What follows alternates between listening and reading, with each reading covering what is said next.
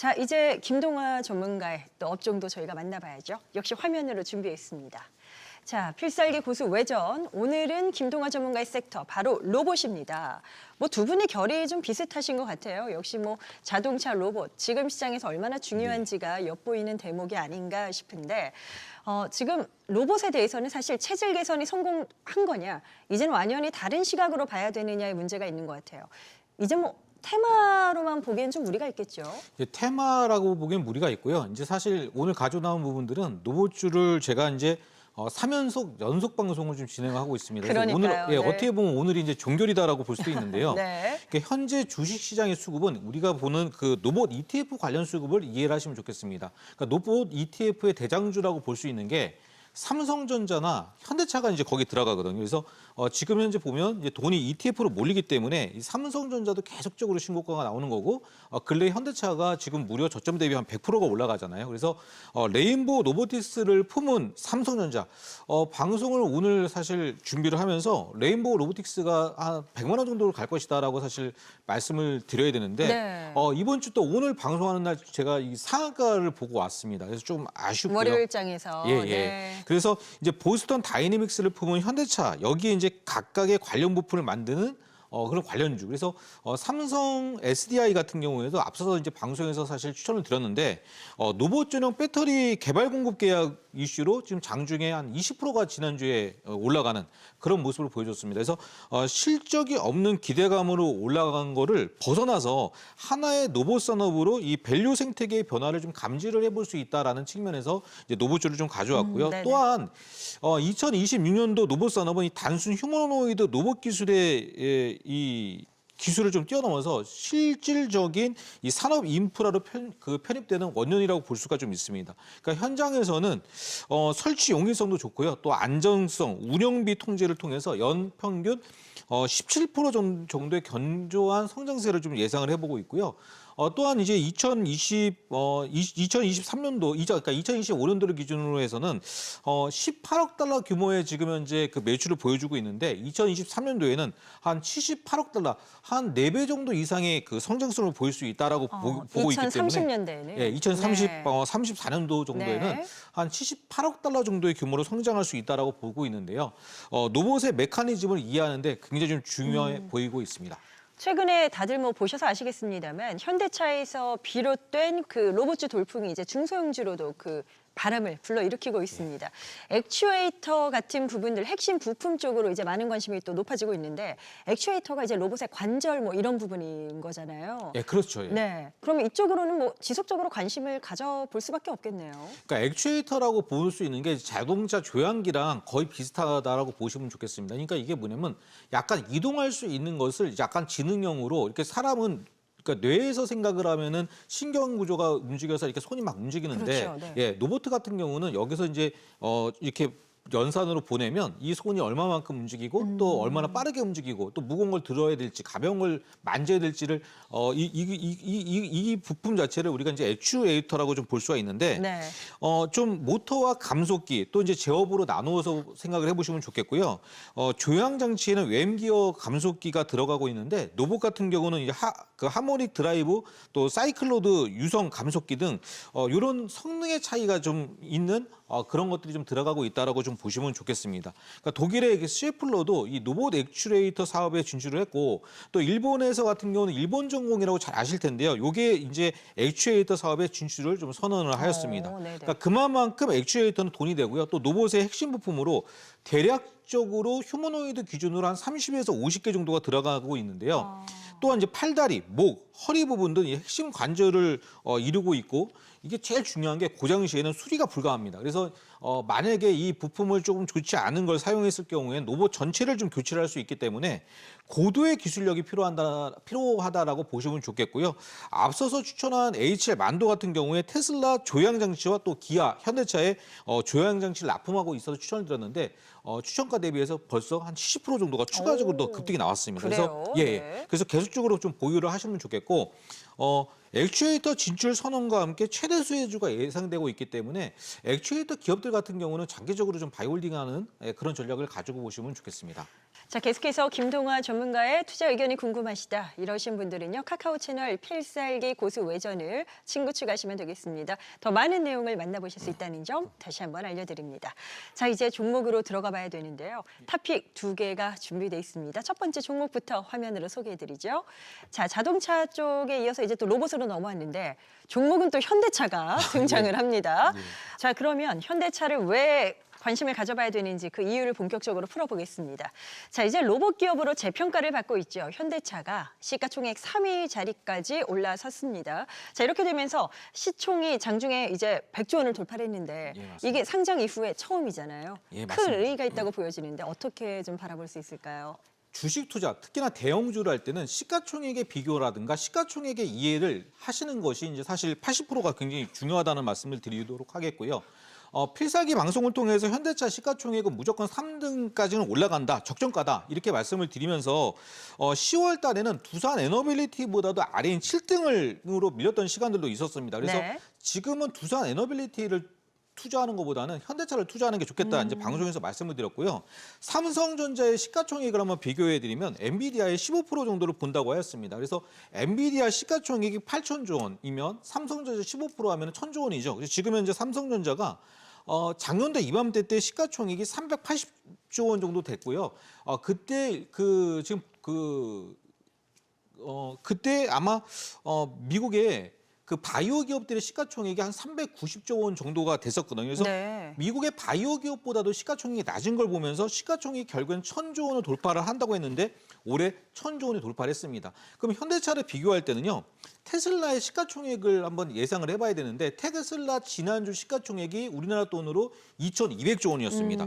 그럼 우리 시청자분들이 테슬라가 2,200조 원이면 지금 현대차 같은 경우는 전기차도 만들고 이제 로봇도 만들고 휴머노이드도 만들잖아요. 그 테슬라랑 똑같은 구조에서 스페이스 X만 없는 구조거든요. 그러면 예상을 해보면 한 P를 15% 정도를 보면 된다라고 보면 좋겠는데 네네. 10%만 보더라도 현대차 시가총액은 220조 원 정도 돼야 되는데 지금 시가총액이 한 100조 원밖에 안 된다는 얘기죠. 그러면 현대차는 앞으로 한 100% 정도는 더 올라가는 것이 일단 적정 주가고 지금 현재 일단은 2등이 SK 하이닉스인데 SK 하이닉스의 시가총액이 한 550조 원 정도 됩니다. 네. 그렇기 때문에 현대차는 지금 현재 200조 원, 300조 원 정도 돼도 시가총액 3등으로서 전혀 문제가 없다라고 보시면 좋겠습니다.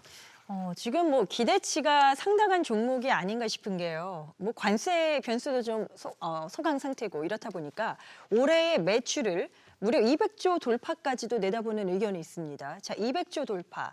뭐 어느 정도 실현 가능성이 있는 그런 숫자라고 보실까요? 실현 가능성이 너무너무 높습니다. 너무 높다. 예. 네. 그러니까 주가만큼이나 실적 역시 폭발적인 성장이 예상되고 있는데요. 작년도 매출이 187조 9,037억 원 정도를 기록을 했고 전년 대비해서 7.3%가 계속적으로 증가를 했습니다. 그럼 여기서 10% 가까이를 추가한다면 뭐 200조 원 정말 무난할 것으로 보여지고 있고요. 특히나가 15% 관세로 작년도에 이제 그 작년도에 큰 관세로 손실을 입었던 부분들을 글로벌 탑티어와 똑같이 15% 관세로 인해서 손실은 여전하지만 경쟁사들과 동등한 조건으로 이제 지금 싸움을 할 수 있지 않습니까? 그래서 워낙 매출 이익성이 북미에서 좋았고 또 애리조나 이 공장에서 테슬라만큼의 로봇 자동화 공정을 통해서 이익 마진 개선 효과가 분명히 있을 것으로 기대하는 원인이 될 것으로 보여지고 있습니다. 자, 보니까요. 자율주행 분야에서도 이제 현대차의 성과가 뚜렷해지지 않을까 이런 기대감이 높아지고 있는데 합작법인 모셔널이 있습니다. 지금 이 합작법인을 통해서 올해 말에 라스베이거스에서 레벨 4 수준의 무인 자율주행 서비스를 상용화하겠다. 이런 계획을 밝혔단 말이죠.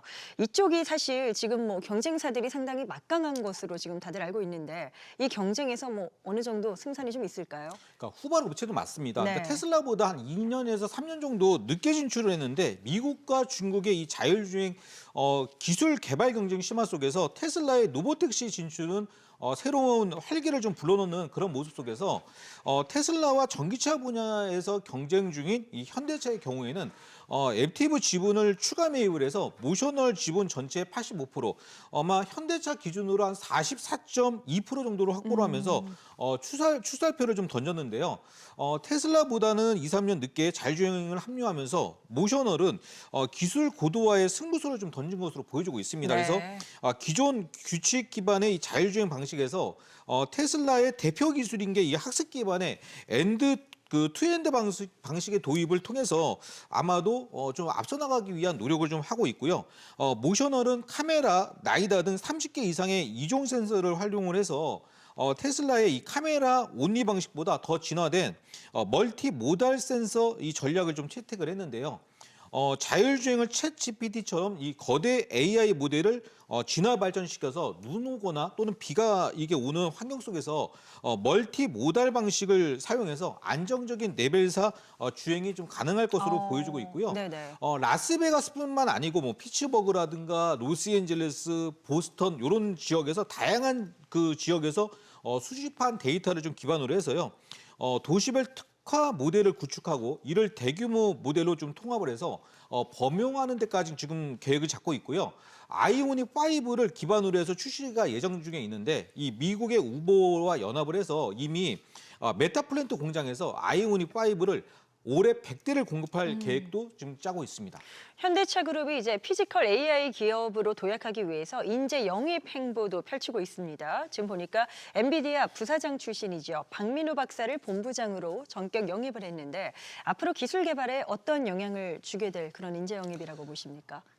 테슬라와 엔비디아를 거친 이제 자율주행 전문가다 이렇게 좀 보시면 그래요. 좋겠습니다. 그래서 네네.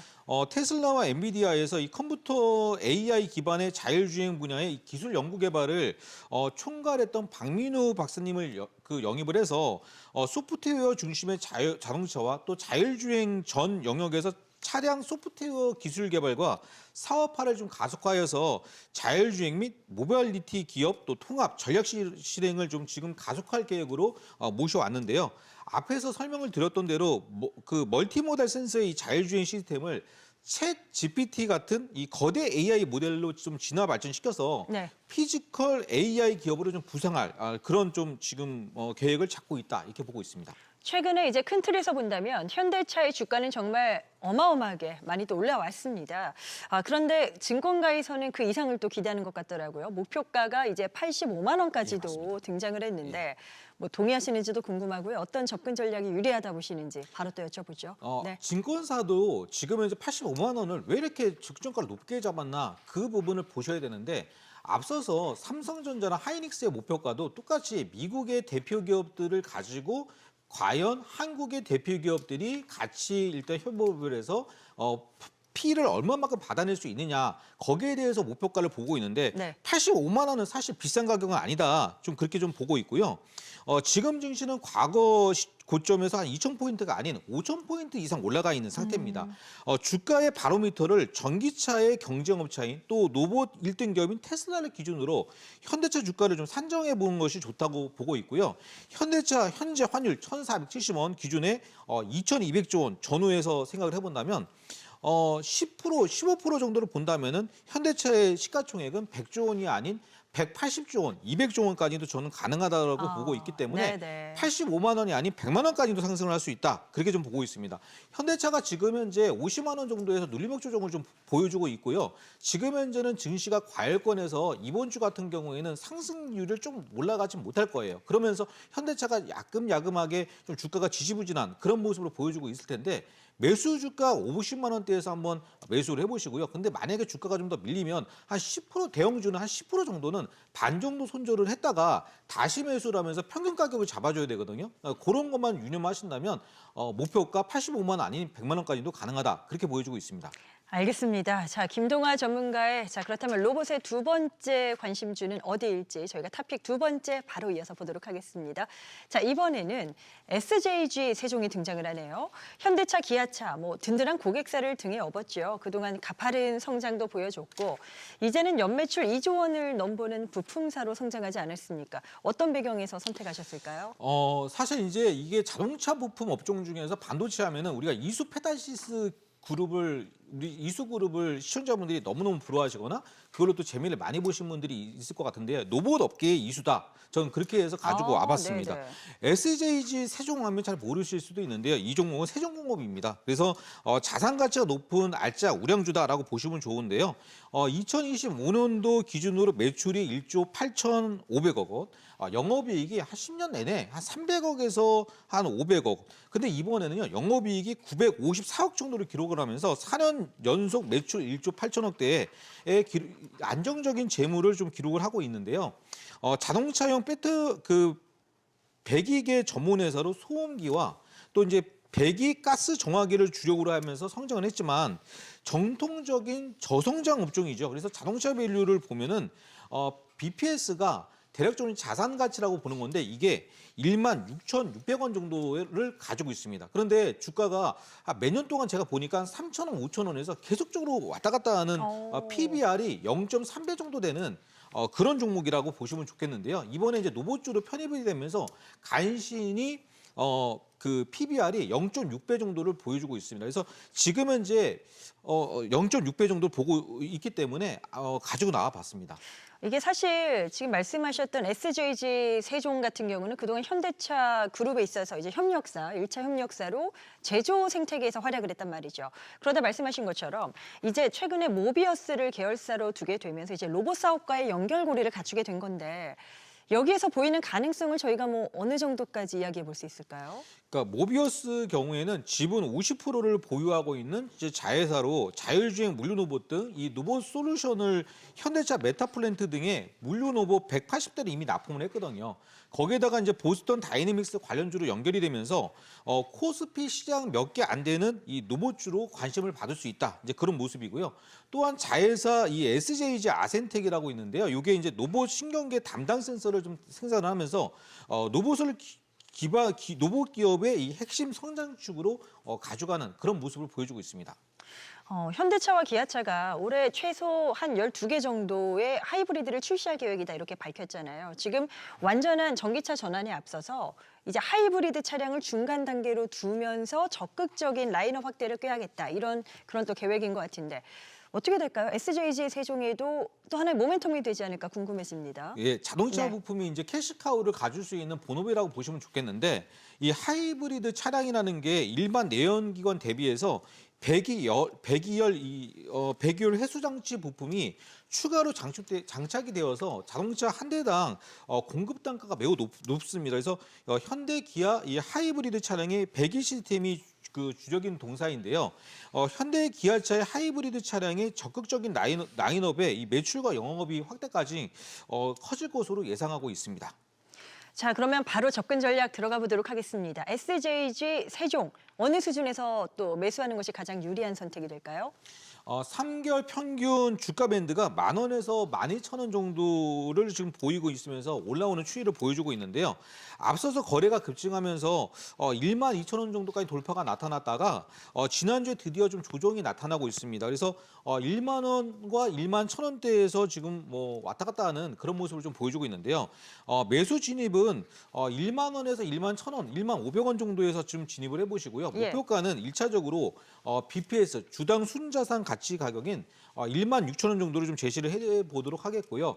손절 가격은 전저점인 9,000원 이탈을 보도록 하겠습니다. 알겠습니다. 자, 계속해서 두 전문가와 여러 가지 전략들을 확인해보고 싶다 이러신 분들은요. 카카오 채널 필살기 고수 외전 이렇게 검색해서 친구 추가하시면 되겠습니다. 또 SBS 비즈증권 유튜브 채널이 있습니다. 채널을 구독하시면 출연 전문가의 라이브 방송 같이 또 다양한 정보도 만나보실 수 있겠습니다. 늘 말씀드리고 있습니다. 모든 투자의 최종 판단은 투자자 본인에게 그 책임이 있습니다. 항상 자신의 원칙에 맞추어서 현명한 투자하시길 바랍니다.